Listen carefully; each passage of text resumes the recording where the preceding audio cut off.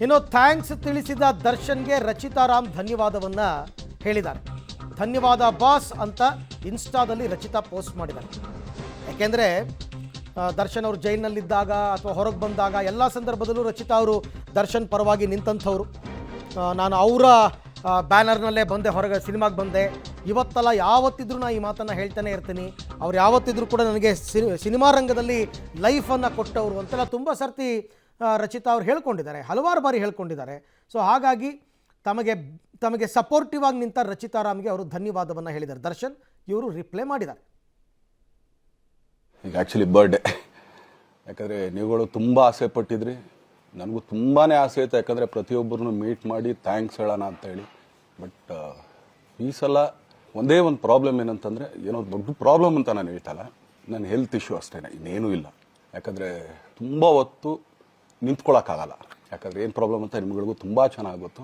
ಯಾಕಂದರೆ ನಿಂತ್ಕೊಂಡು ನಾನು ಆ್ಯಕ್ಚುಲಿ ಎಲ್ರಿಗೂ ವಿಶ್ ಮಾಡೋಕ್ಕೆ ನನ್ನ ಕೈಲಿ ಆಗಲ್ಲ ಅಂತ. ಯಾಕಂದರೆ ಯಾವಾಗ ಇಂಜೆಕ್ಷನ್ ತೊಗೊಳ್ತೀನೋ ಒಂದು 15-20 ದಿನ ಅಲ್ಲಿ ಬಿ ಓಕೆ, ಬಟ್ ಆಮೇಲೆ ಮತ್ತೆ ಅದ್ರ ಪವರ್ ಕಮ್ಮಿ ಆಗ್ತಿರಂಗೆ ಪೇನ್ ಸ್ಟಾರ್ಟ್ ಆಗುತ್ತೆ.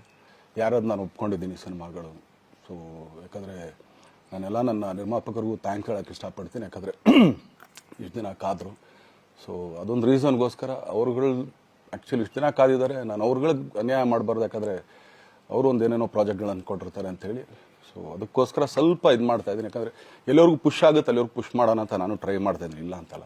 ಯಾಕಂದರೆ ನಾನು ಸಿಗ್ತೀನಿ, ನಾನು ಸಿಗಲ್ಲ ಅಂತಲ್ಲ, ಖಂಡಿತ 101% ನಾನು ಸಿಕ್ಕೇ ಸಿಗಬೇಕು. ಯಾಕಂದರೆ ನಿಮ್ಮೆಲ್ಲ ಇಂಡಿವಿಜುವಲಿ ನಾನು ಥ್ಯಾಂಕ್ಸ್ ಹೇಳಲೇಬೇಕು ಅದನ್ನು. ಆದರೆ ಈಗಲ್ಲ, ಇನ್ನೊಂದು ಸ್ವಲ್ಪ ದಿನ ಆಗಲಿ. ಯಾಕಂದರೆ ನಂದು ಸ್ವಲ್ಪ ಯಾಕಂದರೆ ಈಗಲೇ ಕಾಲೆಲ್ಲ ಸ್ವಲ್ಪ ನಂಬಾಗ್ತಾ ಇದೆ. ಯಾವ ಹೂವು ನನ್ನ ಸೆಲೆಬ್ರಿಟಿಗಳು ಕಿವಿಗೆ ಹಾಕೋಬಿಟ್ರು. ಈಗ ಮೊನ್ನೆದು ಒಂದು ಇದಿತ್ತು, ಏನೋ ಯಾರೋ ನಿರ್ಮಾಪಕರು ಕೊಟ್ಬಿಟ್ರು, ಹಂಗೆ ಹಿಂಗೆ ಅದು ಇದು ಎಲ್ಲ. ಹೌದು, 101%. ಯಾಕಂದರೆ ಸೂರಪ್ಪ ಬೊಬ್ಬ ಅವ್ರಿಗೆ ಆ್ಯಕ್ಚುಲಿ ವಾಪಸ್ ಕೊಟ್ಟಿದ್ದೆ. ಏನಕ್ಕೆ ಅಂತಂದರೆ ಈ ಟೈಮಲ್ಲಿ ಮತ್ತೆ ಅವ್ರು ದುಡ್ಡನ್ನ ಇಟ್ಕೊಂಡಿದ್ರೆ ಪಾಪ ಅವ್ರಿಗೆ ಇನ್ನೂ ಕಮಿಟ್ಮೆಂಟ್ ಜಾಸ್ತಿ ಆಗುತ್ತೆ. ಸೊ ಅದಕ್ಕೋಸ್ಕರ ಸರ್ ನಿಮ್ಮ ಕಮಿಟ್ಮೆಂಟ್ ತೀರಿಸ್ಕೊಳ್ಳಿ. ಸೊ ಮುಂದಕ್ಕೆ ಒಂದು ಒಳ್ಳೆ ಸಬ್ಜೆಕ್ಟ್ ಸಿಗ್ದಾಗ ಖಂಡಿತ ಮಾಡೋಣ ಅಂತ ಅಷ್ಟೇ. ಆಮೇಲೆ ನಾನು ಪ್ರೇಮ್ ಖಂಡಿತ ಸಿನಿಮಾ ಮಾಡೇ ಮಾಡ್ತೀವಿ. ಯಾಕಂದರೆ ಅದು ನಮ್ಮ ಗುರುಗಳು, ಹಾಗೇನೆ ನನ್ನ ಪ್ರೀತಿಯ ಸ್ನೇಹಿತೆ, ಅದು ರಕ್ಷಿತನ ಆಸೆ ಅದು. ಸೊ ಇಲ್ಲ ಮಾಡೇ ಮಾಡೋಣ. ಸೊ ಬಟ್ ಒಂದೇನಂದರೆ KVN ಪ್ರೊಡಕ್ಷನ್ಸ್ ಅವರು ಪ್ರೊಡಕ್ಷನ್ ಮಾಡ್ತಾ ಇದ್ದಾರೆ.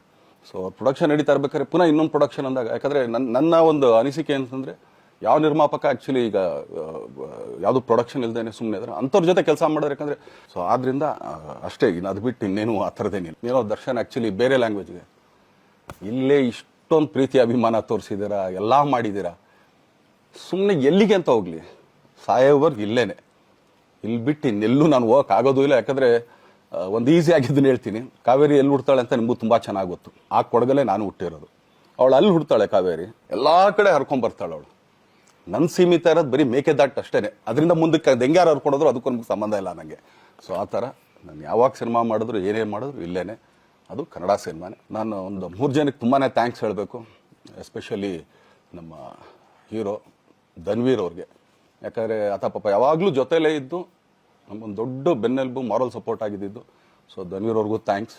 ಹಾಗೆಯೇ ನಮ್ಮ ಬುಲ್ಬುಲ್ ರಚಿತಾ ರಾಮ್ ಅವ್ರಿಗೂ ತುಂಬಾ ಥ್ಯಾಂಕ್ಸ್. ಹಾಗೆಯೇ ನನ್ನ ಪ್ರಾಣ ಸ್ನೇಹಿತೆ ಆದ ರಕ್ಷಿತಂಗೂ ಥ್ಯಾಂಕ್ಸ್. ಆಮೇಲೆಲ್ಲ ನನ್ನ ಸೆಲೆಬ್ರಿಟಿಗಳಿಗೂ ಅನಂತ ಧನ್ಯವಾದ ಅಂದರೂ ಕೂಡ ತಪ್ಪೇ ಅದು. ಯಾಕಂದರೆ ತುಂಬ ಚಿಕ್ಕದು. ಎಲ್ಲ ವಿಚಾರದ ಬಗ್ಗೆನೂ ಕ್ಲಾರಿಟಿ ಕೊಟ್ಟರು. ಬಟ್ ಅಭಿಮಾನಿಗಳಿಗೆ ಇನ್ನೊಂದು ಪ್ರಶ್ನೆಗೆ ಉತ್ತರ ಬೇಕಾಗಿತ್ತು, ಯಾವಾಗಿಂದ ಶೂಟಿಂಗಿಗೆ ತೆರಳುತ್ತಾರೆ ಅಂತಂದ್ಬಿಟ್ಟು. ಅದೊಂದು ವಿಚಾರದಲ್ಲಿ ಬಟ್ ಅವ್ರು ಹೆಲ್ತ್ನ ಇಂಡೈರೆಕ್ಟಾಗಿ ಹೇಳ್ಕೊಂಡಿದ್ದಾರೆ. ಇಂಜೆಕ್ಷನ್ ತೊಗೊಳ್ಳಿಲ್ಲ ಅಂತಂದರೆ ಆಗಲ್ಲ, 15-20 ದಿನ ಪವರ್ ಇರೋ ತನಕ, ಆಮೇಲೆ ಮತ್ತೆ ಇಂಜೆಕ್ಷನ್ ತೊಗೋಬೇಕು, ಅಲ್ಟಿಮೇಟ್ಲಿ ಆಪರೇಷನ್ ಆಗಲೇಬೇಕು ಅಂತ ಕೂಡ ಅವ್ರು ಹೇಳಿದ್ದಾರೆ.